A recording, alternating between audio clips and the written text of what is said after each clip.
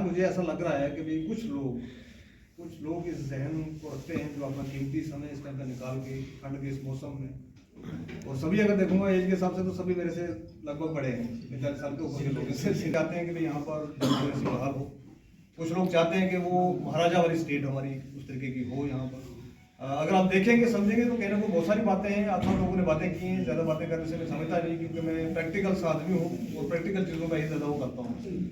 मुझे बहुत उम्मीदें हैं सानी साहब से, सनी जी से, कुछ लोगों के नाम पे मुझे याद नहीं है, तो आप जितने भी लोग यहाँ पर आए हैं कि इसको प्रैक्टिकल किसी तरीके से हम उतारें, इसको कोई चीज़ बनाएं। तो हमारी तरफ से, हमारी पार्टी की तरफ से हमेशा आपको योगदान रहेगा।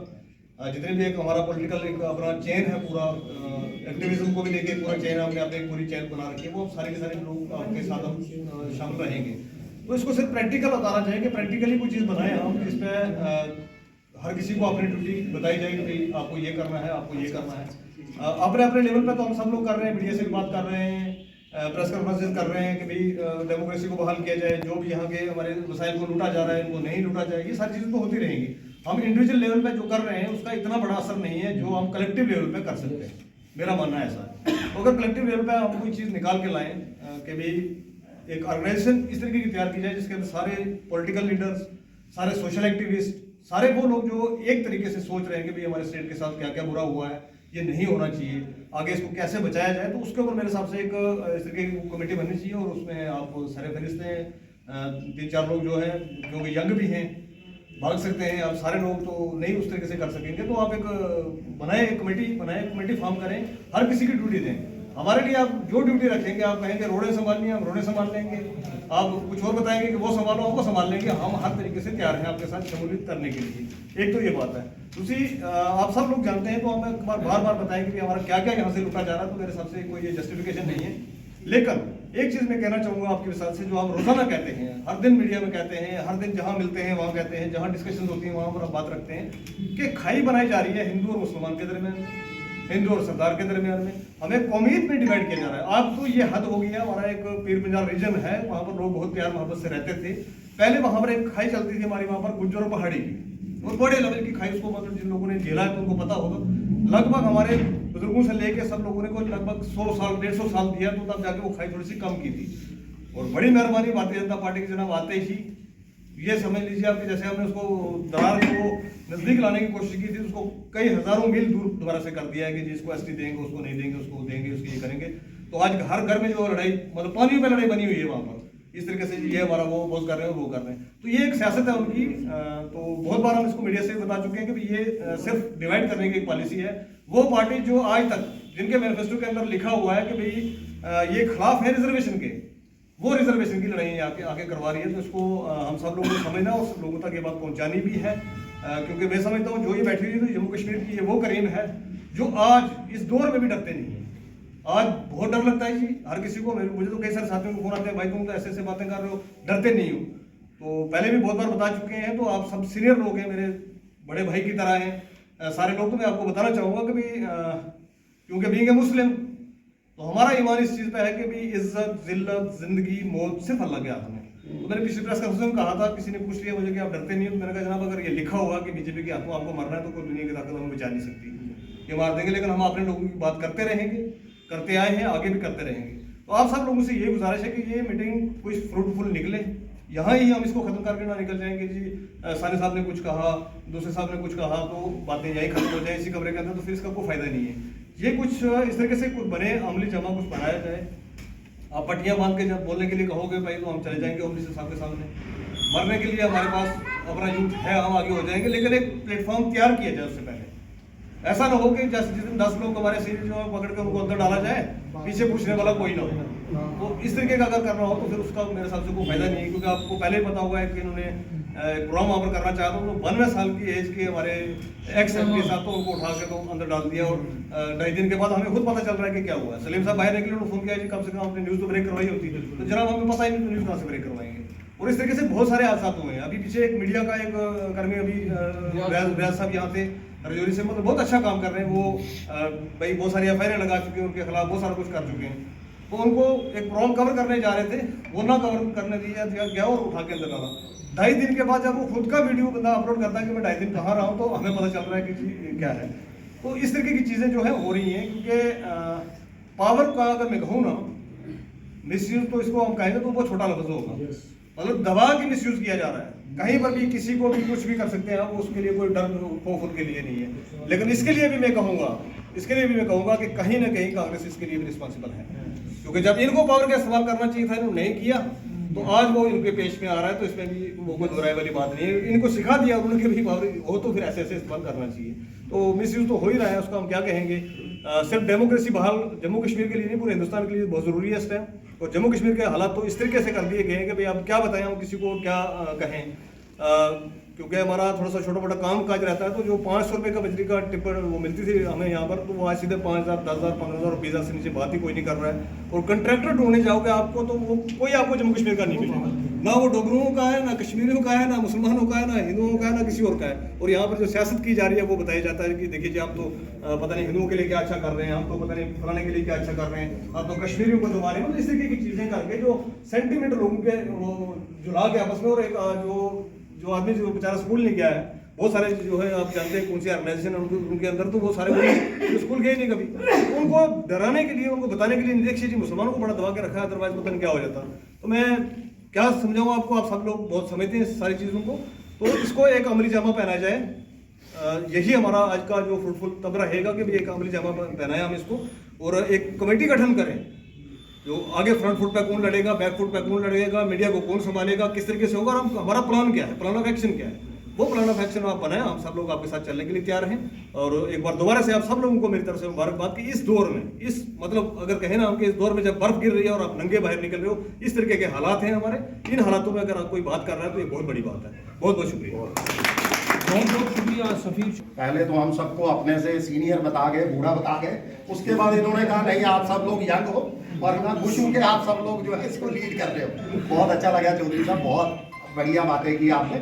और एक इनकी मुझे बहुत अच्छी बात पसंद आई कि इस मीटिंग का कोई ना कोई कंक्लूजन तक पहुंचाया जाए, कि एक कमेटी का ही हम गठन कर लें, उसके बाद हम आगे की जो है रणनीतियां तय करें। कम से कम अगर 20-25 लोग नहीं हर हफ्ते मिल सकते, हर 15 दिन के बाद मिल सके, तो कम से कम वो 5 से 6 लोग जो है वो रेगुलर उसके ऊपर बात कर सकते हैं, आगे की रणनीति तय कर सकते हैं। देखिए ये छोटी लड़ाई नहीं है, जिसके साथ हमारी लड़ाई है वो हमारे से कई कदम आगे है, वो बहुत तेजी से चल रहे हैं और हम रेंगते हुए चल रहे हैं, मगर फिर भी हम उन्हें हराएंगे, क्योंकि हमारे अंदर जज्बा है और हम सच्ची और जनता की लड़ाई लड़ रहे हैं।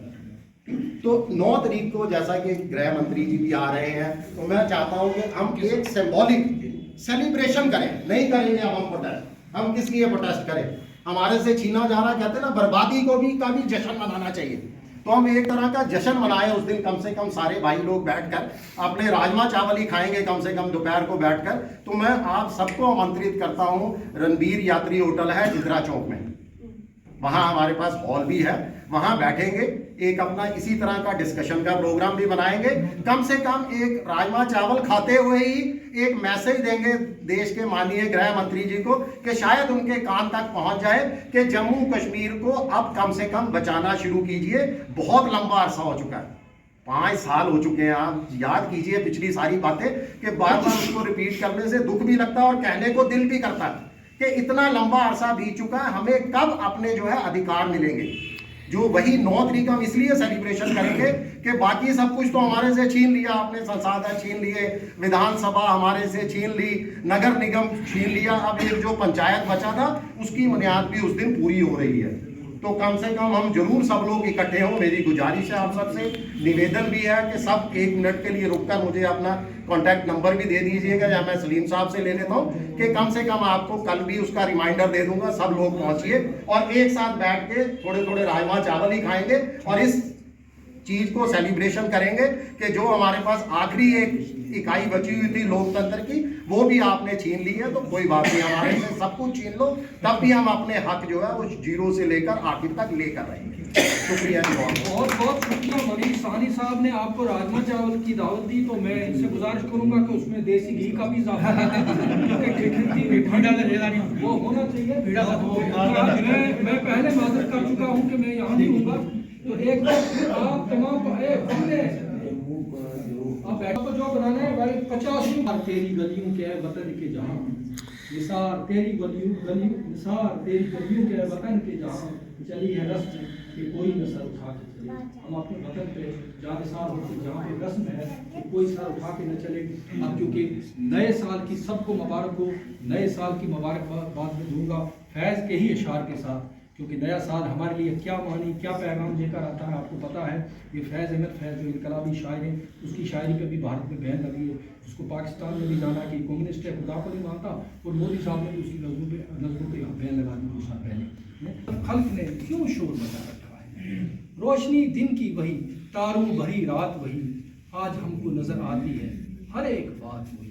पिछला रोना है, आसमां बदला है अफसोस न हो, सिख हो, ईसाई हो, बुद्धिज्म हो, जैनिज्म हो, तमाम लोग जब एक गुलदस्ते के अंदर कोई एक कीड़ा लगता है तो वो पूरा गुलदस्ता जो है वो खराब होने के अपना कगार पे आता है। लेकिन उस कीड़े को भी निकालने के लिए दवाइयां आती हैं, काफी चीजें आती हैं जो उस पर छिड़क के उस कीड़े को खत्म किया जाए, गुलदस्ते को फिर से हरा भरा किया जाए। जम्मू कश्मीर के अंदर ऐसे ही कीड़े जो हैं हमें खत्म करने की जो है तैयारी और फिराक में है, जो आहिस्ता आहिस्ता आहिस्ता हमें जो है खोखले करे जा रहे हैं। और जम्मू कश्मीर के अंदर हमारी एकता अखंड रहता हूं, क्योंकि मेरे अंदर सोच थी कि जिस जम्मू कश्मीर के अंदर पैदा हुआ हूं वो जम्मू कश्मीर एक गुलदस्ता है, वो जम्मू कश्मीर एक हरा भरा एक बाग है जिस बाग में हर किस्म के फूल खिलते हैं, चाहे वो हिंदू हो, मुस्लिम हो, सिख हो, ईसाई हो, बुद्धिज्म हो, जैनिज्म हो, तमाम लोग जब एक गुलदस्ते के अंदर कोई एक कीड़ा लगता है तो वो पूरा गुलदस्ता जो है वो खराब होने के अपना कगार पे आता है। लेकिन उस कीड़े को भी निकालने के लिए दवाइयां आती हैं, काफी चीजें आती हैं जो उस पर छिड़क के उस कीड़े को खत्म किया जाए, गुलदस्ते को फिर से हरा भरा किया जाए। जम्मू कश्मीर के अंदर ऐसे ही कीड़े जो हैं हमें खत्म करने की जो है तैयारी और फिराक में है, जो आहिस्ता आहिस्ता आहिस्ता हमें जो है खोखले करे जा रहे हैं। और जम्मू कश्मीर के अंदर हमारी एकता, अखंडता, यूनाइट जो होने का मकसद है वो खत्म किया जा रहा है। कुछ पॉलिटिकल पार्टी और जम्मू कश्मीर के मौजूदा हालात को खराब किए जा रहे हैं कि कोई पहाड़ से, कोई बॉर्डर से, कोई अपना गुजर कम्युनिटी से, कोई बकरवाल कम्युनिटी से, कोई किश्तवाड़ से, कोई पुंछ से, इस तरीके से। और मैं हमेशा मीडिया कर्मियों के आगे गुजारिश करता हूं कि प्लीज तमाम हमारे जम्मू कश्मीर की जनता एकजुट होकर रहे। जैसे कि महाराजा हरि सिंह का जब दरबार लगता था तो वहां पे कश्मीर के चाहे मुस्लिम भाई हो, पंडित भाई हो, डोगरे हो, गुजर हो, बकरवाल हो, पहाड़ी हो, बॉर्डर का एरिया हो, तमाम उस दरबार में बैठते थे। और अपने जम्मू कश्मीर का जो मुस्तकबिल या अपना फ्यूचर वो वहीं पे फाइनल होता था, तो हम अच्छे थे। जम्मू कश्मीर की ताज़ा तरीन सिक्योरिटी सनारियों पर गौर खोज करने के लिए जिस तरीके से आपने देखा कि पीर पंचाल खित्ते में बतौर ख़ास 21 और 22 तारीख को जहां पे पहले फौजी जवान जो है जहां बहक हुए, उसके बाद सिविलियन किलिंग्स हुई, इनोसेंट सिविलियन किलिंग्स हुई, तो उस पर भी एक गौर खोज की सिक्योरिटी सनारियो। उसके बाद एक FIR लगी, आज 13वां 14वां आज 17वां दिन है तो अभी तक भी कोई गिरफ्तारी नहीं हुई। अननोन जो है कातलू के खिलाफ जो है वो लगी हुई है। तो हमें समझ नहीं आती कि 17 दिन हो गए अभी भी कोई बिहाइंड द बार्स नहीं है। हमारी इन्वेस्टिगेशन एजेंसीज क्या कर रही हैं, तहकीकात कहाँ जा रही है, हमारी पुलिस पर सवाल उठता है। तो एक तो यह उसका मुतालबा करेंगे, आज के इजलास उस पर गौर खोज करेंगे। उसके बाद एक अहम बात कि ठीक 3 रोज़ पहले किश्तवाड़ का जो रीतली पावर प्रोजेक्ट जो है वो इन्होंने बेच दिया है राजस्थान ऊर्जा विकास जो है कोई लिमिटेड के नाम से, और उस पर जो है हम जो है गुप्त अंधेरे में डूबे हुए हैं। हमारा चनाब वैली का हिस्सा इलाका और पूरी वादी कश्मीर और हमारे जो है पीर पंचाल के इलाका जात जो है इस वक्त अंधेरे में डूबे हुए हैं। पावर क्राइसिस है, हम जो है चिल्ले कला में हैं।